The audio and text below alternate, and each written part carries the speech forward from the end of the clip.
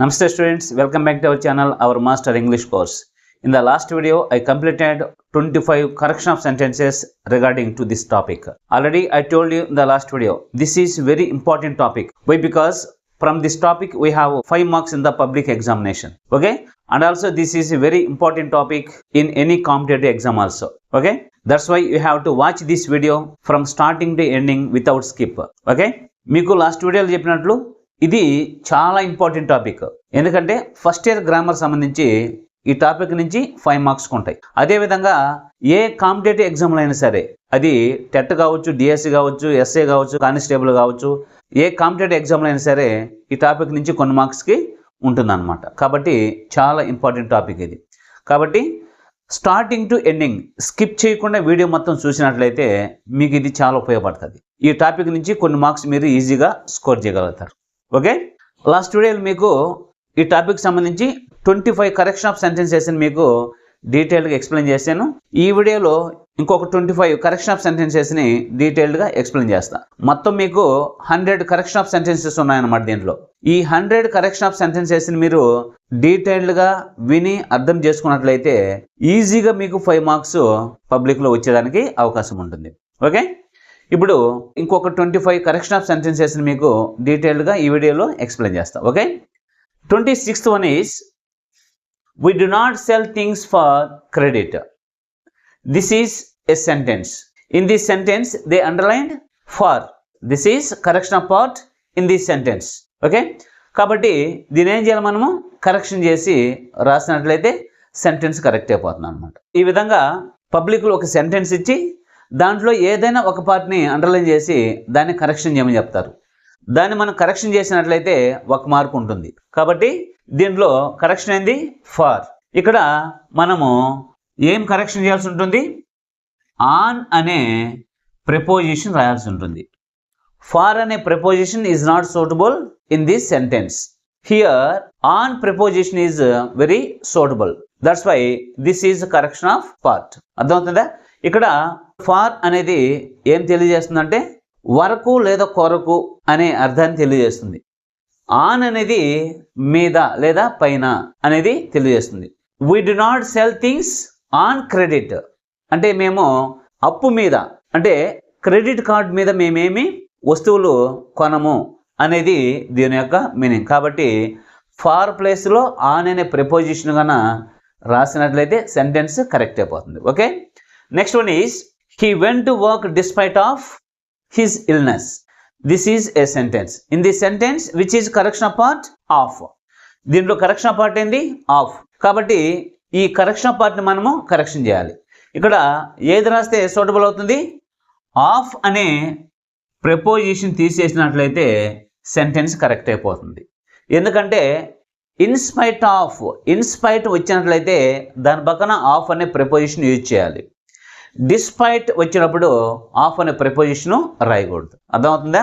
In spite వచ్చినట్లయితే of అనే preposition రాయాలి. డిస్పైట్ అని వచ్చినట్లయితే ఆఫ్ అనే ప్రిపోజిషన్ రాయకూడదు. కాబట్టి ఆఫ్ అనే ప్రిపోజిషన్ ఇక్కడ అవాయిడ్ చేసినట్లయితే సెంటెన్స్ కరెక్ట్ అయిపోతుంది. Okay, next one is, you should tell to me exactly what happen there. దీంట్లో కరెక్షన్ పార్ట్ ఏంది, టెల్ టు మీ. దీన్ని ఎలా కరెక్షన్ చేస్తే సెంటెన్స్ కరెక్ట్ అయిపోతుందంటే టు అనే ప్రిపోజిషన్ తీస్తే సెంటెన్స్ కరెక్ట్ అయిపోతుంది. జనరల్గా కూడా మనము ఈ సెంటెన్స్ చూడగానే టు అనేది సూటబుల్ కాదు అనేది మనకు అనిపిస్తుంది. ఓకేనా, టెల్ మీ అంటాం, టెల్ టు మీ అన్నాం కదా. Please tell me what I will do. అర్థమవుతుందా? నేను ఏం చేయాలో చెప్పు అని అంటాం. కాబట్టి ఇక్కడ టెల్ తర్వాత టు అనే ప్రిపోజిషన్ రాయకూడదు. ఏం చేయాలి, టు అనే ప్రిపోజిషన్గా తీసేసినట్లయితే సెంటెన్స్ కరెక్ట్ అయిపోతుంది. ఓకే, డీటెయిల్డ్ గ్రామర్ వీడియోస్ కోసం ఛానల్ని సబ్స్క్రైబ్ చేసి బెల్ ఐకాన్ని క్లిక్ చేసి ఆల్ అనే ఆప్షన్ని సెలెక్ట్ చేసుకుంటే మేము పెట్టే వీడియోస్ అన్నీ మీకు ముందుగా నోటిఫికేషన్ ద్వారా వస్తాయి. వీడియో నచ్చితే లైక్ చేయండి, మీ ఫ్రెండ్స్ అందరికీ షేర్ చేయండి. మీకు ఏమన్నా డౌట్స్ ఉంటే కామెంట్ సెక్షన్లో కామెంట్ చేయండి. Thank you for watching. Next one is, Giridhar agree to go to Delhi and stay there for 2 months. ఇది సెంటెన్స్. దీంట్లో కరెక్షన్ పార్ట్ ఏంది, టు గో టు. ఇక్కడ ఏది రాస్తే కరెక్షన్ అయిపోతుంది సెంటెన్స్ అంటే ఇక్కడ టు తీసి ఆన్ అనే ప్రిపోజిషన్ రాసినట్లయితే సెంటెన్స్ కరెక్ట్ అయిపోతుంది. Giridhar agreed on go to Delhi and stay there for 2 months. అంటే ఆయన ఒక ఒప్పందం మీద వెళ్ళాడు. అర్థమవుతుందా? అగ్రీడ్ ఆన్ అంటే ఒప్పందం మీద. అర్థమవుతుందా? ఇది ప్రైజ్ కిందకి వస్తుంది అనమాట. కాబట్టి ఇక్కడ ఏం రాయాలి? 2 ప్లేస్లో ఆన్ అనే ప్రిపోజిషన్ రాసినట్లయితే సెంటెన్స్ కరెక్ట్ అయిపోతుంది. Okay, next one is there is a comfortable house to live. దీనిలో కరెక్షన్ పార్ట్ ఏంది? To live. దీన్ని మనం ఎలా కరెక్షన్ చేయాలి? To live in. లివ్ తర్వాత ఇన్ అనే ప్రిపోజిషన్ యాడ్ చేసినట్లయితే సెంటెన్స్ కరెక్ట్ అయిపోతుంది. అర్థమవుతుందా? There is a comfortable house to live in. నివసించడానికి అక్కడ ఒక మంచి ఇల్లు ఉంది అని దీని యొక్క అర్థం. కాబట్టి టు లివ్ తర్వాత ఇన్ అనే ప్రిపోజిషన్ యాడ్ చేయాలి. ఆ విధంగా యాడ్ చేసినట్లయితే సెంటెన్స్ కరెక్ట్ అయిపోతుంది. Next one is we were not allowed to enter in to the house. దీంట్లో కరెక్షన్ పార్ట్ ఏంది? Enter in to the house. దీన్ని ఏ విధంగా కరెక్షన్ చేస్తే సరిపోతుందంటే ఇంటూ అనే ప్రిపోజిషన్ తీసినట్లయితే సరిపోతుంది అనమాట. ఇక్కడ ఇంటూ అనే ప్రిపోజిషన్ ఎందుకు ఇచ్చకూడదంటే the verbs lack, approach and enter are directly followed objects without preposition. అంటే లాక్, అప్రోచ్, ఎంటర్ అనే వర్బ్స్ ఏం చేస్తాయంటే ప్రిపోజిషన్ లేకుండా ఆబ్జెక్ట్ని డైరెక్ట్గా ఫాలో అయిపోతాయి అన్నమాట. కాబట్టి ఇంటూ అనే ప్రిపోజిషన్ ఇక్కడ యూజ్ చేయకూడదు. అర్థమవుతుందా? దీన్ని రిమూవ్ చేసినట్లయితే సెంటెన్స్ కరెక్ట్ అయిపోతుంది. Next one is see you on next Friday. దీంట్లో కరెక్షన్ పార్ట్ ఏంది? On next Friday. దీన్ని ఎలా కరెక్షన్ చేస్తే సరిపోతుంది? ఆన్ అనే ప్రిపోజిషన్ తీసేస్తే ఇక్కడ సెంటెన్స్ కరెక్ట్ అయిపోతుంది. ఎందుకంటే కామన్ టైమ్స్ ముందు ఎలాంటి ప్రిపోజిషన్ యూజ్ చేయకూడదు అనమాట. కామన్ టైమ్స్ ముందు ఎలాంటి ప్రిపోజిషన్స్ యూజ్ చేయకూడదు. కాబట్టి ఇక్కడ ఆన్ అనే ప్రిపోజిషన్ని తీసేసేయాలి. Next one is Sanjana is going to home. దీన్ని కరెక్షన్ పడేది గోయింగ్ టు హోమ్. దీన్ని ఎలా కరెక్షన్ చేస్తే సరిపోతుంది? టు అనే ప్రిపోజిషన్ ఇక్కడ రిమూవ్ చేస్తే సరిపోతుంది. ఎందుకంటే హోమ్ ముందు టు అనే ప్రిపోజిషన్ అంటే టు ఇన్ఫినిటీని యూజ్ చేయకూడదు అనమాట. అర్థమవుతుందా? Next one is don't ask me money. దీనిలో కరెక్షన్ పడేది మీ మనీ. మనం దీన్ని ఎలా కరెక్షన్ చేస్తే సరిపోతుంది? ఇక్కడ మనీ ముందు ఫార్ అనే ప్రిపోజిషన్ పెడితే సరిపోతుంది. Don't ask me for money. Money ముందు ఫార్ అనే ప్రిపోజిషన్ యూజ్ చేసినట్లయితే సెంటెన్స్ కరెక్ట్ అయిపోతుంది. అర్థమవుతుందా? Next one is I have decided to quit my job a week ago. దీంట్లో కరెక్షన్ పార్ట్ ఏంది? Have decided. మనం ఇక్కడ ఏం కరెక్షన్ చేస్తే సరిపోతుంది? ఇక్కడ హ్యావ్ తీస్తే సరిపోతుంది. ఐ హ్యావ్ డిసైడెడ్లో హ్యావ్ తీస్తే సరిపోతుంది. అంటే హ్యావ్ని రిమూవ్ చేస్తే సరిపోతుంది. ఎందుకంటే ఇది సింపుల్ పాస్ట్లో ఉంది. ఇది సింపుల్ పాస్ట్లో ఉందని ఎలా చెప్తామంటే ఏ వీక్ ఎగో. అర్థమవుతుందా? ఇక్కడ ఏ వీక్ ఎగో వచ్చింది కాబట్టి ఇది సింపుల్ పాస్ట్లో ఉండాలి. కాబట్టి I decided to quit my job a week ago. Have decided వచ్చిందంటే అది ప్రజెంట్ పర్ఫెక్ట్ అవుతుంది.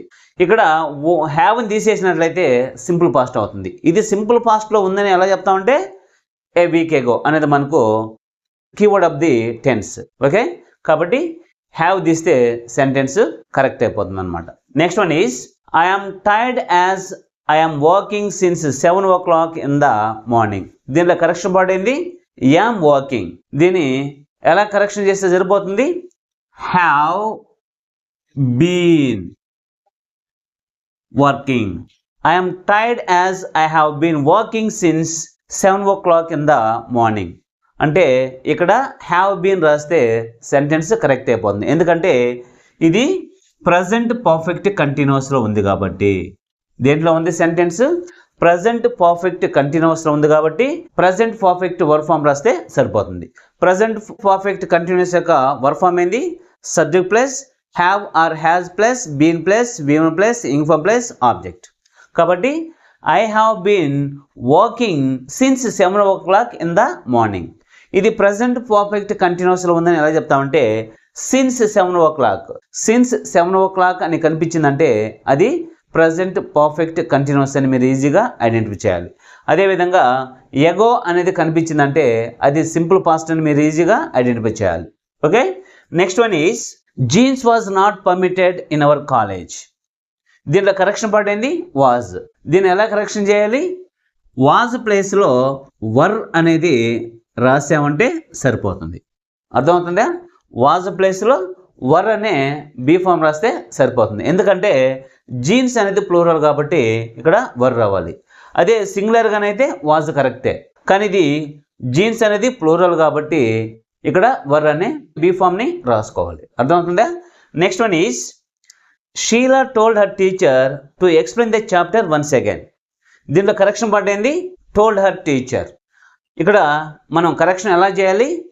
టోల్డ్ ప్లేస్లో ఆస్క్డ్ అని రాస్తే సరిపోతుంది. ఎందుకంటే మీకు రిపోర్టెడ్ స్పీచ్లో చెప్పేటప్పుడు చెప్పుండా, అంటే డైరెక్ట్ స్పీచ్ని ఇండైరెక్ట్ స్పీచ్లకు మార్చేటప్పుడు డైరెక్ట్ స్పీచ్లో రిపోర్టింగ్ వర్బ్, రిపోర్టెడ్ వర్బ్ అని 2 పార్ట్స్ ఉంటాయి. అంటే రిపోర్టెడ్ వర్బ్ గాన ఇంటరాగేటివ్ ప్రొనౌన్తో స్టార్ట్ అయ్యంటే రిపోర్టింగ్ వర్బ్ సెట్ కానీ సెట్ టు కానీ ఆస్క్డ్గా చేంజ్ అవుతుంది. డైరెక్ట్ స్పీచ్లో 2 పార్ట్స్ ఉంటాయన్నమాట, రిపోర్టింగ్ వర్బ్, రిపోర్టెడ్ వర్బ్. అయితే రిపోర్టెడ్ వర్బ్ ఇంటరాగేటివ్ ప్రొనౌన్స్తో కానీ లేదా హెల్పింగ్ వర్బ్తో కానీ స్టార్ట్ అయినట్లయితే రిపోర్టింగ్ వర్బ్ సెట్ కానీ సెట్ టు కానీ ఆస్క్డ్గా చేంజ్ అవుతుంది అని మీకు రూల్స్ చెప్పేటప్పుడు చెప్పున్నా అనమాట. కాబట్టి ఆస్క్డ్ రాస్తే టోల్డ్ ప్లేస్లో సరిపోతుంది. Next one is you should avoid to make such silly mistakes. దీనిలో కరెక్షన్ పార్ట్ ఏంది? Avoid to make. దీన్ని మనం ఎలా కరెక్షన్ చేయాలి? టు అనే ప్రిపోజిషన్ తీసి making, avoid making, avoid making such silly mistakes అని రాస్తే సరిపోతుంది. ఎందుకంటే here the verb avoid should be followed gerunds. అర్థమవుతుందా? అంటే అవాయిడ్ అనే వర్బ్ ఇక్కడ జెరెంట్స్ని ఫాలో అవుతుంది కాబట్టి మేక్ ప్లస్ ఇంగ్ ఫామ్ వస్తుంది అనమాట అక్కడ. కాబట్టి avoid making such silly mistakes అని రాస్తే సరిపోతుంది. Next one is other people's lives always seem more interesting than ones అన్నాడు. దీంట్లో కరెక్షన్ పడింది వన్స్. ఇక్కడ కరెక్షన్ ఏది చేస్తే సరిపోతుంది? వన్స్ వర్న్ అని రాస్తే సరిపోతుంది అన్నమాట. అర్థమవుతుందా? Next one is the earth is moving around the sun. దీంట్లో కరెక్షన్ పడింది ఈజ్ మూవింగ్. మనం ఇక్కడ కరెక్షన్ ఎలా చేస్తే సరిపోతుంది? మూవ్స్ అని రాస్తే సరిపోతుంది. ఎందుకంటే ఇది యూనివర్సల్ ట్రూత్, ఇది యూనివర్సల్ ట్రూత్. కాబట్టి యూనివర్సల్ ట్రూత్స్ అన్ని కూడా ఎప్పుడు కూడా సింపుల్ ప్రెజెంట్ టెన్స్లో అని చెప్పాలి. కాబట్టి the earth moves round the sun అని రాస్తే సరిపోతుంది అనమాట. ఇది ఈజ్ మూవింగ్ అనేది తప్పు. Next one is Karthik go for a walk everyday. దీంట్లో కరెక్షన్ పడింది గో. మనం ఏం చేయాలి? ఇక్కడ గోకి ఈఎస్ అనే సఫిక్స్ని యాడ్ చేసినట్లయితే సరిపోతుంది అనమాట. ఎందుకంటే ఎవ్రీడే అనేది సింపుల్ ప్రెజెంట్ టెన్స్ యొక్క కీవర్డ్, సింపుల్ ప్రెజెంట్ టెన్స్ యొక్క ఐడెంటిఫికేషన్ వర్డ్. కాబట్టి సింపుల్ ప్రెజెంట్ టెన్స్లో సబ్జెక్ట్ థర్డ్ పర్సన్ సింగులర్ వచ్చింది కాబట్టి మెయిన్ వర్బ్కి ఎస్ని కానీ ఈఎస్ని కానీ యాడ్ చేయాలి. అది ఇంగ్లీష్లో రూల్. కాబట్టి ఇక్కడ గోకి ఈఎస్ అనే సఫిక్స్ని యాడ్ చేస్తే సరిపోతుంది. ఓకే.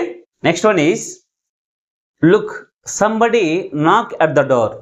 దీంట్లో కరెక్షన్ పడేది నాక్. ఇక్కడ దీన్ని మనం కరెక్షన్ ఎలా చేయాలి? ఈజ్ నాకింగ్, ఈజ్ నాకింగ్ అని రాస్తే సెంటెన్స్ కరెక్ట్ అయిపోతుంది. ఎందుకంటే ఇది ప్రజెంట్ కంటిన్యూస్లో ఉంది కాబట్టి. ఇది ప్రజెంట్ కంటిన్యూస్లో ఉందని ఎలా చెప్తామంటే లుక్, లుక్ అనేది ప్రజెంట్ కంటిన్యూస్ యొక్క కీవర్డ్. అర్థమవుతుందా? లుక్ అనే వర్డ్ని ఒక సెంటెన్స్లో మీరు చూసారంటే అది ప్రజెంట్ కంటిన్యూస్లో ఉంది అని మీరు ఈజీగా ఐడెంటిఫై చేయాలి. అర్థమవుతుందా? ఎందుకంటే లుక్ అని మనం ఎప్పుడు అంటామంటే ఏదో ఒక యాక్షన్ జరుగుతూ ఉన్నప్పుడు, ఏదో ఒక యాక్షన్ జరుగుతున్నప్పుడు మాత్రమే అక్కడ చూడు అని అంటాం. కాబట్టి అది ప్రజెంట్ కంటిన్యూస్లో ఉందని లెక్క. అర్థమవుతుందా? Next one is I have seen that man yesterday. దీంట్లో కరెక్షన్ పడేది హ్యావ్ సీన్. ఇక్కడ మనం ఎలా కరెక్షన్ చేయాలి? ఐ సా అని రాస్తే సరిపోతుంది. ఎందుకంటే ఇది సింపుల్ పాస్ట్లో ఉంది కాబట్టి. ఇది సింపుల్ పాస్ట్లో ఉందని ఎలా చెప్తామంటే ఎస్టర్డే అనేది మనకు కీవర్డ్, ఐడెంటిఫికేషన్ వర్డ్ అన్నమాట.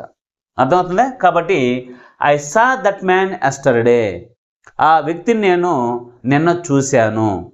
అర్థమవుతుందా? కాబట్టి హ్యావ్ సీన్ ఉన్నిందంటే అది ప్రజెంట్ పర్ఫెక్ట్కి వెళ్తుంది అనమాట. ప్రజెంట్ పర్ఫెక్ట్ అనేది టైం స్టేటెడ్ యాక్షన్ తెలియజేయదు, అంటే ఎప్పుడు జరిగింది ఆ పని అనేది తెలియజేయదు అన్నమాట. అదే సింపుల్ పాస్ట్కి వచ్చినట్లయితే మనం ఆ విషయం చెప్పాలంటే ఎప్పుడు జరిగింది ఆ పని అనేది చెప్తాం. కాబట్టి ఎస్టర్డే అని కనబడింది కాబట్టి ఇది simple past. Next one is I am hearing a cry. దీనిలో కరెక్షన్ పార్ట్ ఏంది? Am hearing. దీన్ని మనం ఎలా కరెక్షన్ చేయాలి? హియర్ అని రాస్తే సెంటెన్స్ కరెక్షన్ అయిపోతుంది. హియర్ అని రాస్తే సెంటెన్స్ కరెక్ట్ అయిపోతుంది. కాబట్టి ఐ హియర్ ఏ క్రై అని రాయాలి. ఎందుకంటే హియర్కి ఇంగ్ ఫామ్ని యాడ్ చేయకూడదు అనమాట. ఎప్పుడు ఒకవేళ వింటూ ఉన్నాను అని చెప్పాలంటే ఇంగ్లీష్లో లిజనింగ్ అని రాసుకోవాలి. అంటే లిజన్కి ఇంగ్ ఫామ్ రాసుకోవాలి, అంతేగాని హియర్కి ఇంగ్ ఫామ్ రాయకూడదు. అర్థమవుతుందా? కాబట్టి ఐ హియర్ ఏ క్రై అనేది correct sentence. I am hearing a cry అనేది రాంగ్ అనమాట. Okay, next one is mother is loving her daughter. దీనిలో కరెక్షన్ పడింది ఈజ్ లవింగ్. మనం ఇక్కడ కరెక్షన్ ఎలా చేయాలి? లవ్స్ అని రాస్తే సరిపోతుంది. లవ్స్, ఎందుకంటే ఇది యూనివర్సల్ ట్రూత్, అంటే జనరల్ ట్రూత్. తల్లి ఎప్పుడు కూడా బిడ్డని ఇష్టపడుతుంది కాబట్టి అది ఎప్పుడు కూడా జనరల్ ట్రూత్ కిందనో లేదా యూనివర్సల్ ట్రూత్ కిందనో చెప్పుకోవాలి. అప్పుడు మదర్ లవ్స్ హర్ డాటర్ అని చెప్పాలి. యూనివర్సల్ ట్రూత్స్ని లేదా జనరల్ ట్రూత్స్ని ఎప్పుడు కూడా సింపుల్ ప్రెజెంట్ టెన్స్లో చెప్పుకోవాలి. కాబట్టి ఇక్కడ సబ్జెక్ట్ థర్డ్ పర్సన్ సింగులర్ వచ్చింది కాబట్టి మెయిన్ వర్బ్కి ఎస్ని యాడ్ చేసుకున్నాం. Next one is John is smelling a rose. దీంట్లో కరెక్షన్ పార్ట్ ఏంది? Is smelling. మనం ఇక్కడ ఏం చేయాలి? స్మెల్స్ రాయాలి. స్మెల్స్ రాస్తే సరిపోతుంది, ఎందుకంటే ఇది కూడా సింపుల్ ప్రెజెంట్ టెన్స్ అనమాట. అదేవిధంగా స్మెల్కి ఇంగ్ ఫామ్ని యాడ్ చేయకూడదు. అర్థమవుతుందా? కాబట్టి స్మెల్స్ రాస్తే సరిపోతుంది. Next one is he is remembering my address. దీనిలో కరెక్షన్ పార్ట్ ఏంది? Is remembering. ఇక్కడ మనం కరెక్షన్ ఎలా చేస్తే సరిపోతుంది? రిమెంబర్స్ అని రాస్తే సరిపోతుంది. రిమెంబర్స్ అని రాస్తే సరిపోతుంది, ఎందుకంటే రిమెంబర్ కూడా మనము ఇంగ్ ఫామ్ని యాడ్ చేయకూడదు, స్మెల్కి ఇంగ్ ఫామ్ని యాడ్ చేయకూడదు, హియర్కి ఇంగ్ ఫామ్ని యాడ్ చేయకూడదు. కాబట్టి హీ రిమెంబర్స్ మై అడ్రస్ అని చెప్పాలి. ఈజ్ రిమెంబరింగ్ అనకూడదు అనమాట. Okay, next one is this house is belonging to my uncle. దీనిలో కరెక్షన్ పార్ట్ ఏంది? Is belonging. దీన్ని మనం కరెక్షన్ ఎలా చేయాలి? బిలాంగ్స్ అని రాయాలి. ఎలా రాయాలి? బిలాంగ్స్ అని రాస్తే సరిపోతుంది. అప్పుడు this house belongs to my uncle. Belong కూడా మనం ఇంగ్ ఫామ్ని యాడ్ చేయకూడదు. This house belongs to my uncle అంటే అర్థమైంది, ఈ ఇల్లు మా అంకుల్కి సంబంధించింది కాబట్టి బిలాంగ్ వచ్చినప్పుడు దానికి ఇంగ్ ఫామ్ని యాడ్ చేయకూడదు. అర్థమవుతుందా? Next one is I am owning a car. దీనిలో కరెక్షన్ పడింది యామ్ ఓనింగ్. మనం ఏం చేయాలి? I own a car. ఇక్కడ కూడా ఓన్కి ఇంగ్ ఫామ్ని యూజ్ చేయకూడదు. అర్థమవుతుందా? ఐ ఓన్ ఏ కార్ అనాలి. ఓకే, లాస్ట్ వీడియోలో మీకు 25 కరెక్షన్ ఆఫ్ సెంటెన్సెస్ని డీటెయిల్గా ఎక్స్ప్లెయిన్ చేశాను. ఈ వీడియోలో మరొక 25 కరెక్షన్ ఆఫ్ సెంటెన్సెస్ని డీటెయిల్డ్గా ఎక్స్ప్లెయిన్ చేశాను. కాబట్టి ఈ 50 కరెక్షన్ ఆఫ్ సెంటెన్సెస్ని మీరు కొంచెం డీటెయిల్గా నేర్చుకోండి. రిమైనింగ్ 50 కరెక్షన్ ఆఫ్ సెంటెన్సెస్ని నెక్స్ట్ వీడియోస్లో మీకు డీటెయిల్గా ఎక్స్ప్లెయిన్ చేస్తాను. ఈ టాపిక్ నుంచి ఫస్ట్ ఇయర్ టెక్స్ట్ బుక్లో మొత్తం 100 కరెక్షన్ ఆఫ్ సెంటెన్సెస్ ఇస్తున్నారు. ఈ 100 కరెక్షన్ ఆఫ్ సెంటెన్సెస్ మీరు నీట్గా నేర్చుకున్నట్లయితే 5 మార్క్స్ మీ పాకెట్లో ఉన్నట్టు లెక్క. అర్థమవుతుందా?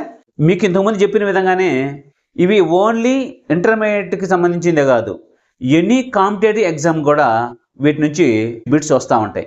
వీటికి సంబంధించి ఏదన్నా డౌట్స్ ఉన్నట్లయితే కామెంట్ చేసినట్లయితే వాటికి మీకు ఆన్సర్స్ నేను నెక్స్ట్ క్లాస్లో ఎక్స్ప్లెయిన్ చేస్తాను. Okay students, see later in the next video.